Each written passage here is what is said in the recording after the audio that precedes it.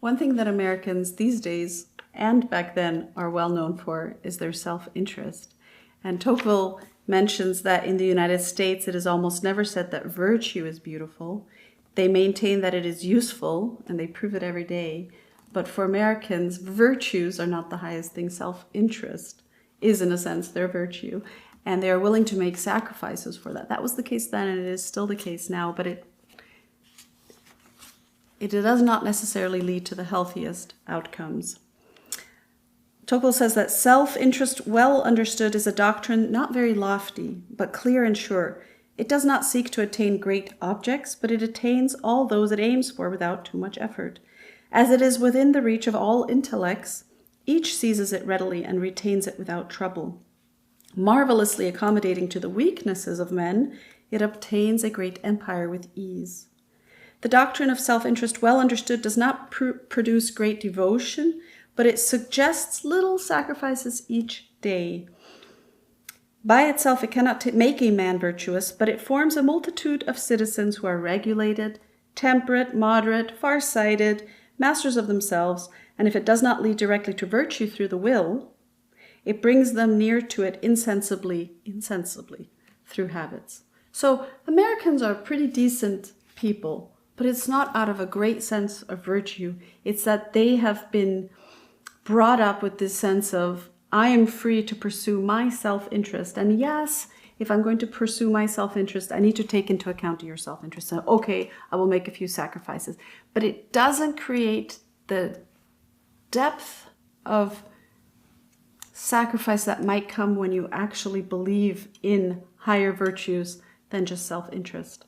Now listen to what he goes on to say. There is no power on earth that can prevent the growing equality of conditions from bringing the human spirit towards searching for the useful and from disposing each citizen to shrink within himself. I think that since then, we have gone through a time of being so focused on what is useful that we have turned everything into a technique. There's a technique for this, there's a technique for that, and there's a technique even in how we relate to one another.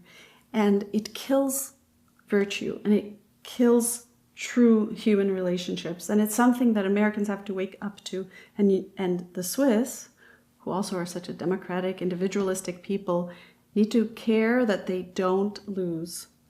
One must therefore expect that individual interest will become more than ever the principal, if not the unique motive of men's actions, but it remains to know how each man will understand his individual interest. I would say we've gone from individual interest, the interest is now comfort, right? For Americans, it's all about being comfortable and not being confronted in an uncomfortable way, not losing this comfortable life I have.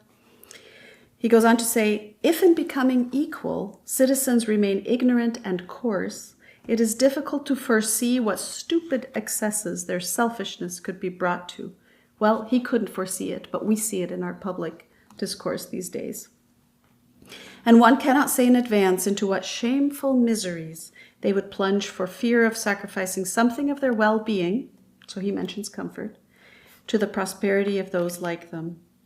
I do not believe that the doctrine of self-interest, such as it is preached in America, is evident in all its parts, but it contains a great number of truths so evident that it is enough to enlighten men so that they see them. Enlighten them, therefore, at any price, for the century of blind devotions and instinctive virtues is already fleeing far from us, and I see the time approaching when freedom, public peace, and social order itself will not be able to do without enlightenment. We are at a critical place where I think we have to recognize that working in our own self-interest is of great value, and it has brought us the progress that we so enjoy, that has made life so comfortable. But without a culture that honors certain virtues above the comforts that self-interest allows, we endanger ourselves. So that is a particular chapter that we should think about in Toqueville's Democracy in America.